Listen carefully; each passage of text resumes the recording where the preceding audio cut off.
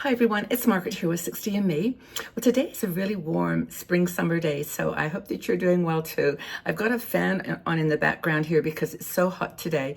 I can't open my window because of traffic. So I just wanted to let you know that in case it's a distraction. You'll see my hair blowing every now and again. It's right next to me, but it helps me to stay cool while I'm talking to you. So the topic today that I want to go over is this idea of intergenerational friendships.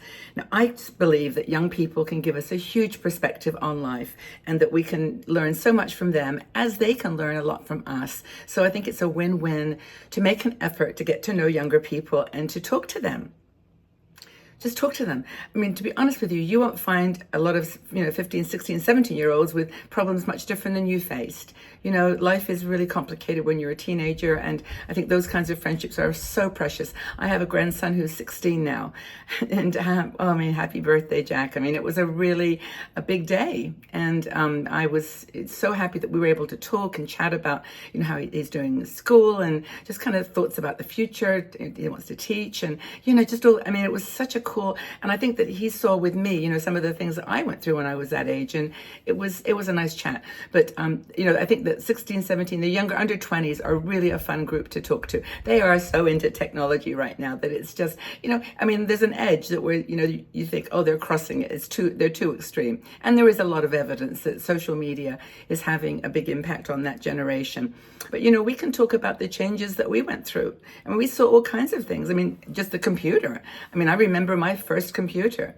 And we go through all our 60 memories, and we didn't have half the stuff that kids today have got. So we dealt with a lot of change as well. So I think that's a really cool thing. I think that we do have a lot to contribute, and they appreciate it. Now, I am on, as you know, we've got 60Me website, Facebook, Instagram, Pinterest, Twitter, X. I don't even know if we're there much more anymore, but and then we have TikTok. I signed up for TikTok almost 2 years ago, and I had been on TikTok pretty much nonstop because first of all, I learned so much from the people that are there, and I have a very selected, curated group of people that I follow. I hardly ever go to the category that they call For You, which is your For You page, and it's based on what they think you might like, based on your age and your location and so on. But I just do it because I just like to chat with people about what it's like to be an older woman. And I get so many nice comments, like, I really hope I'm like you when I grow up. Not that it should be like me, but like energy and on the channel. And also, you've made me less afraid of aging. And I do talk about, the anti-aging conversation and how it's harmful, and how to talk to older people. Anyway, on TikTok, I really like it because I can control it. And I also like the feedback. How can you do it? Another way is community events. I don't know where you live. I mean, we have people all over the world now, but in fact, that'd be kind of cool. Tell me where you live. That would be really good. I'd like to get a check-in on that. But, where you live in the United States or Canada, somewhere else. But, go to community groups. These introduce or invite and involve people of all ages. You go to the tomorrow is a cherry festival in town, and I think the whole downtown area has been decorated. And it was pouring with rain yesterday, poor guys.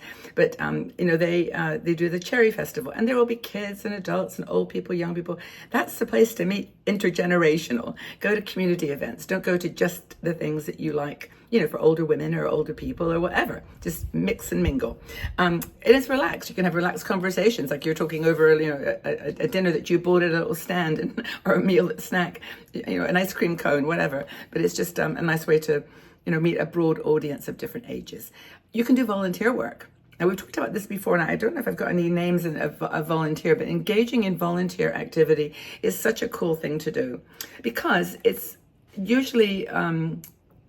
volunteering can often be around people who have had challenges in their lives. So homelessness, problems with their money or economy, just mental health issues related to beauty and not feeling like you fit in, not that you haven't got a career plan.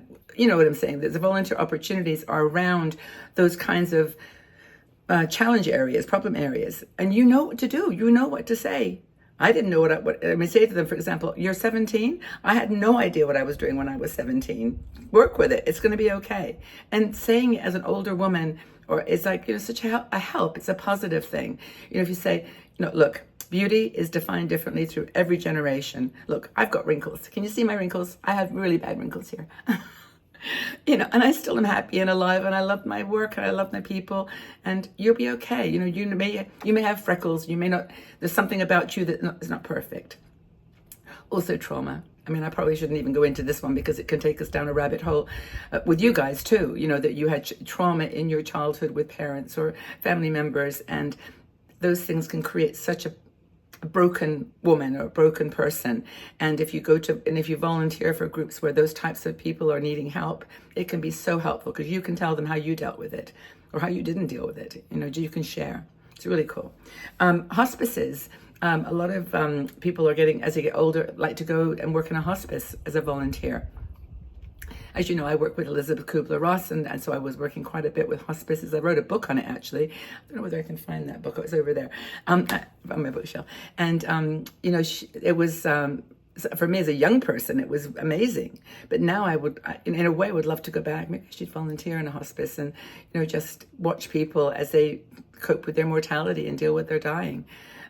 It's a really powerful thing to do. So in other words, volunteering is a great way to kind of energize intergenerational, because the young nurses, the young doctors see you as a strength. It's really cool. Mentorship programs, and there's a company called, I think there's mentoring.com, and that's where there's lots of opportunities for you to get into the schools, young children, 5, 6, 7, 8, 9, little kids, and talk to them about the topics that are of interest to them. Maybe if you've got grandchildren, you're getting to be a pro at this. But, I have 2 grandkids, 6, 7, and 5 almost. And, it's just a great conversation every time we get together. I teach them, they teach me. So, that kind of mentoring is such an important component of what we have to offer as we get a bit older. So you can give them job tips, the value of it's getting into the adult stage now, job tips and how to network, how to deal with fear, all kinds of things that you've done. I mean, not that you've solved them, not that you've solved them at all. You might still be terrified of flying like me. But, it's just whatever it is, you have got something to share. You have got some wisdom that can foster these intergenerational friendships and conversations. And I don't know if I mentioned it in this one, but travel is a really cool way to do it too. Like I took Jack, my grandson, on a cruise about 3 years ago, maybe longer, 4, and it was so fun. It's okay. It was perfect. Family gatherings, organized reunions, gatherings, just do it. A friend of mine just last couple of weeks ago went to the States, and she rented a big house, and they just invited all the family to come from all around the country.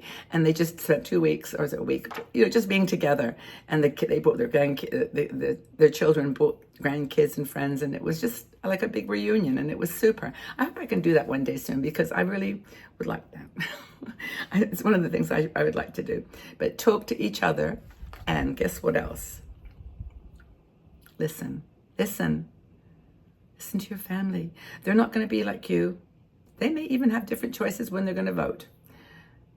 They may not believe in the same things that you do, but they're family. And if you can get everybody together and find and say to yourselves that the family relationship, the love is more important than the differences, just even for a short time. You don't have to hang out all the time. Is going to be useful. Intergenerational. And when I say intergenerational, I mean you, 60-year-old, your children, 40, 30-year-olds, kids, teenagers, 17, 18, babies, 4 or 5. Oh, the whole generational spectrum. And again, online communities. There are lots of online communities now for solo travel, solo living.